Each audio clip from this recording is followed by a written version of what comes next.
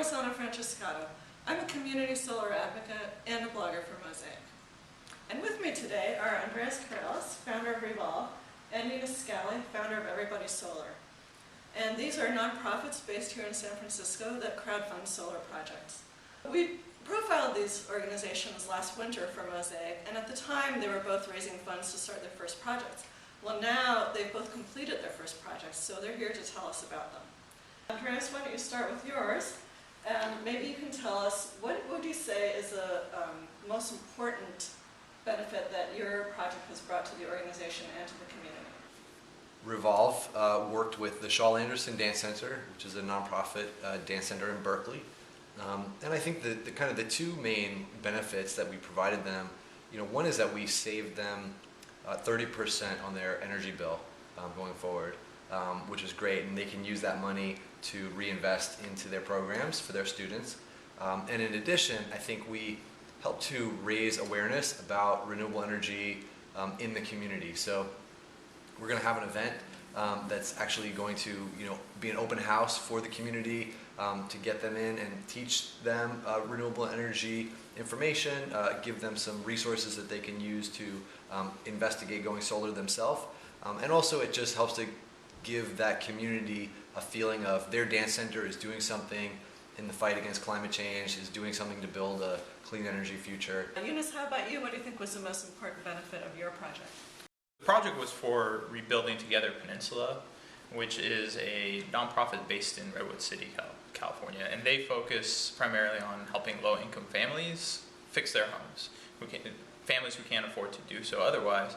I think really the biggest benefit was helping them save on their electricity bill over $6,000 a year, that they can now refocus on helping these families fix their homes. And the other side of that was it also really brought in Rebuilding Together staff and got them excited about doing a solar project and really got them working on it.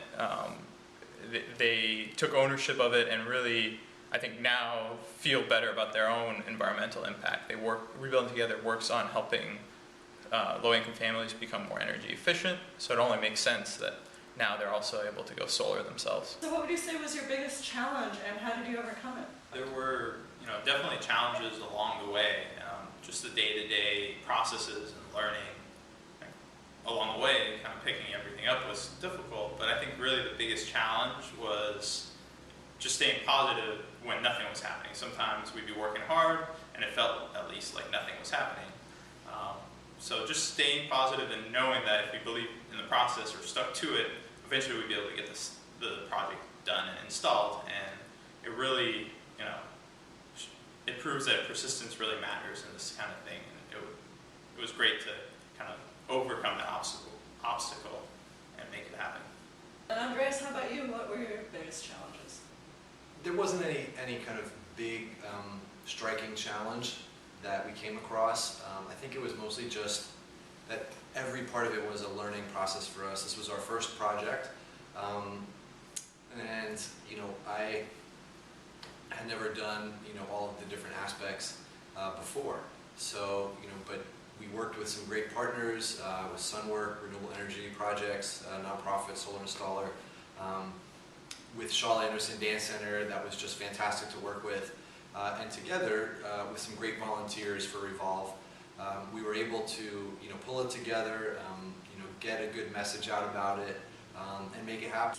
Andreas, do you have any advice for others trying to make similar projects like this happen, or even creating organizations like yours?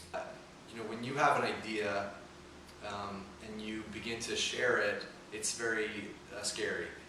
But that when you go out, especially with renewable energy, people are really excited about it. It's a very important topic that a lot of people care a lot about, and a lot of people don't really have a very clear way as to how they can go out and help renewable energy become more mainstream, or to help see it built out in their community. So by you going out and sharing your idea and allowing other people to help you and to be a part of it, it really empowers them, and you'll find that there's a tremendous amount of support out there for renewable energy projects in your community, and for starting nonprofits that are working in this space. So just go for it, go out, tell the world, and people will come together, and that's what's so great about it.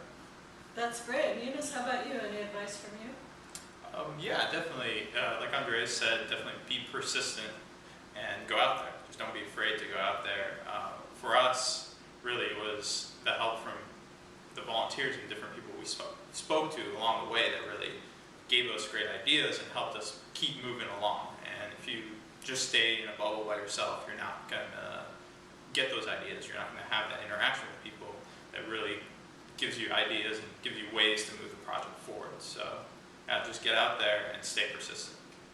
That's great, and that shows that it really takes a community to make these projects happen. So that's really good advice. Well, thanks so much to both of you for telling us about your projects. And if anyone wants to find out more about them, you can just go to the Mosaic blog. We'll have all kinds of details there, including how you can get involved. Thanks.